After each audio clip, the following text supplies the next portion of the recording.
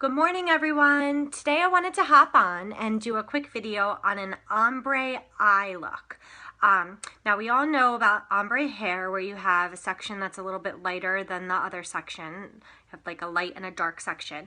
And a couple weeks ago I did a video on ombre lips where I had darker on the outside, and then as it was coming into the inside it was lighter. Today I'm going to show you how you can achieve the same look with your eyes. Now the thing you want to keep in mind is when you start looking at shadows, you want to pick two colors that are similar in the same color family. So you can pick like two purples, two pinks, two greens, two blues, you could do it browns, really any color will work. I have done it before with purples on myself. I've used this Dainty Splurge Cream shadow for the inner eye, and then Noble, which is darker on the outside. But the other day I happened to use this combination and I really like this. So I'm going to show you today using Hopeful. That's our pink color. It's in our Kudos this month. I'm going to use Hopeful in the inner eye, and then I'm going to use Noble, which is a purple, on the outer eye. So they're similar in color family, just not the same. Okay, so what I'm going to do is I'm going to take my Splurge Cream shadow brush and I'm going to start with the color Hopeful, which is my lightest color. Just going to a little bit on my brush. This is a cream shadow, so it spreads on very easily, and I'm just going to start at the lid and I am going to just sweep it across my lid. And then once I have it on my lid, I'm just going to take that color up so it's a little bit lighter on my brow bone. So this is going to be my highlight color also. Just a little bit lighter on the top. Okay, and then I'll also bring it a little bit in on my tear duct. Okay, so you can see there. Okay, that's my Hopeful. Do the other eye. Okay, now this cream shadow, it goes on as a cream but dries to a powdery finish, so it allows me to blend colors, which you're going to want to do with this look. Some people might choose to do a little bit more of a like a harsh transition where you can see, you know, exactly where it switches from the light to the dark. I like to kind of blend it out a little bit so it's a little bit more of a soft transition. Used a little bit too much on this side. I'll just go and add a little bit on the other side, even it out.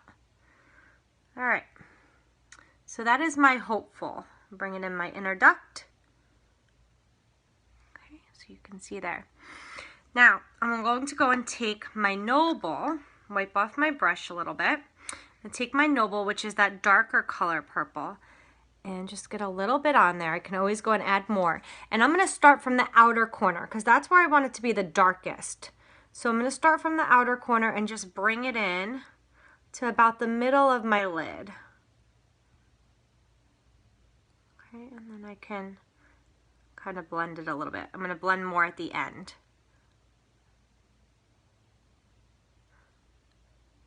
Okay, I'm just going to go and add just a little bit more.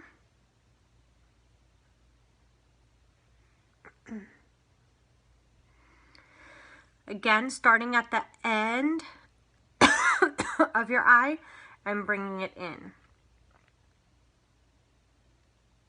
Okay, and I'm going to go and blend in a minute. I'm going to do my other eye, starting from the outer corner and bring it in.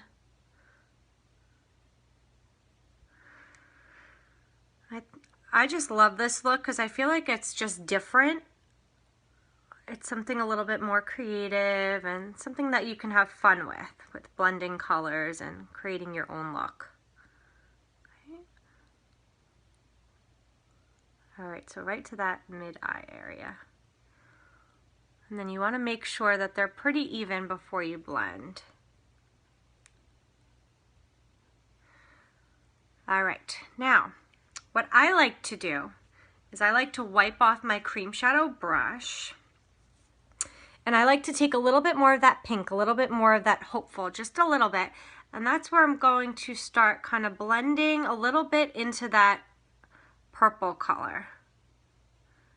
So I can kind of bring them into each other. So that's where they're going to kind of marry and kind of start blending together nicely.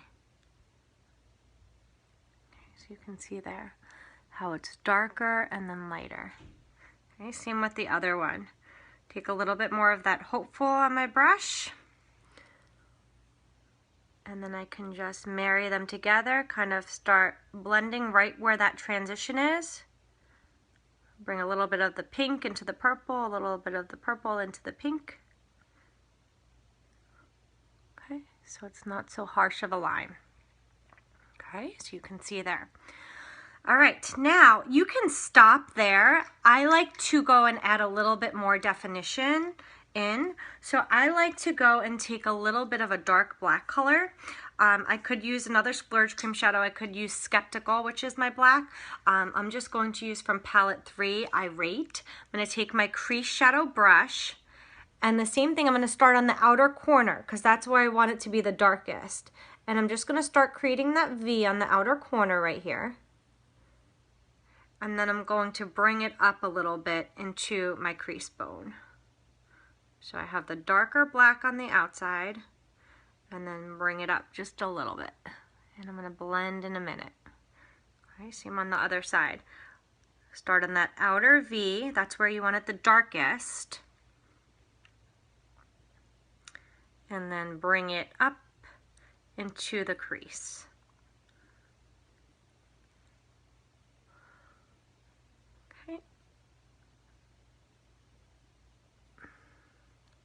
Now I'm going to go and take a different brush, a clean brush, and here I'm just going to go and blend. Blend that black in. You can go in like a windshield wiper motion. I can also go in little circles. That will help to blend. And same with the other eye. Windshield wiper motion or little circles.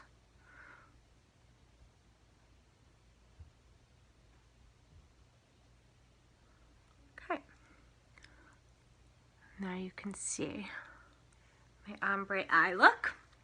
Now I'm just going to go and I'm going to top this off with my liquid liner in Perfect, which is a black color.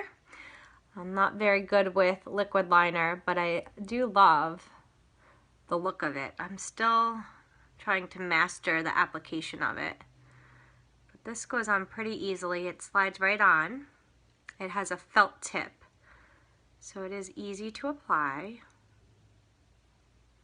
Okay, so you can see my liner there. And then do this side.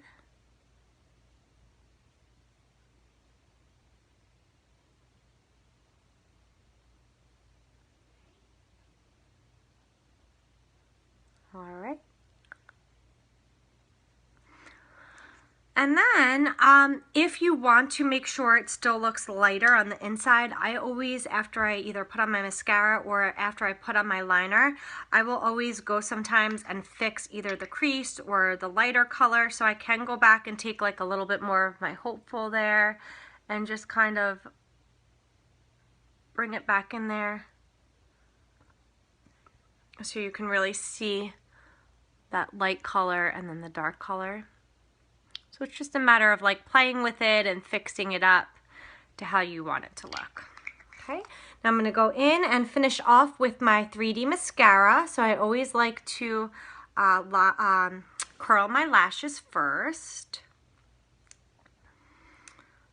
You can also do this with a hair dryer because heat will set your lashes and will help to curl them a little bit.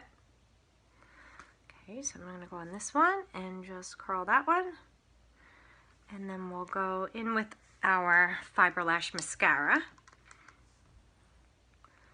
Okay, so I'm going to take my first tube, which is my transplanting gel. Now you can tell these tubes apart because one is taller and one is shorter. So the taller one is your gel, which is just like a mascara if you've never used this before. So I'm going to go ahead and I'm going to give a good coat of this transplanting gel to my lashes. This is what's going to make sure that your fibers adhere to it. And I'm just going to go, and I like to put some on the tops of my lashes too, because I like dramatic lashes. I like putting lots of fibers on it. I want to make sure that they're going to stick. Okay, you can just go ahead and just put the gel on if you wanted to. You don't even need to put the fibers on because you can see it already. You can tell the difference. The fibers are what's going to really lengthen your lashes and thicken them though. So now I'm going to go and add on the fibers.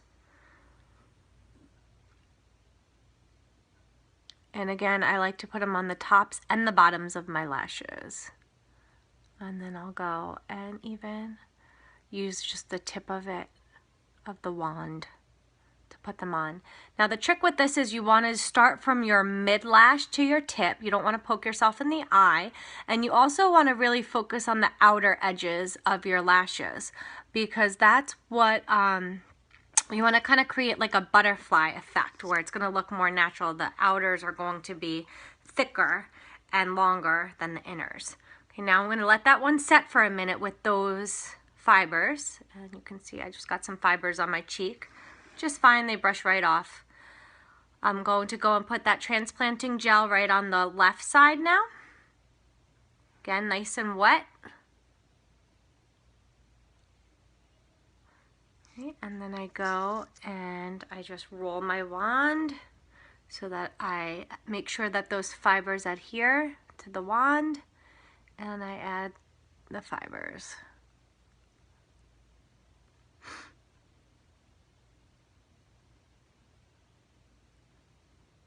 Okay, and you can already see the length there. And again, just use that tip. Get all those fibers off. Okay, now I'm going to let that one set, and I'm going to go and finish off with my gel there. Okay, the gel is what seals those fibers in, so you want to always make sure that you seal with the gel. And then I go back and seal this one too. And then I always like to just add a little bit of gel on the bottom. I don't put the fibers on the bottom, I just do the gel. Okay, so that is my look today of my ombre eye look. You can see I did more of a subtle look, so it's not like crazy, like I said, the transition. It's all up to you though, what you want to create with your eyes. You can do a more dramatic transition where you can really see that ombre look. So that is my eye look today. Okay, thanks guys for watching. See you soon.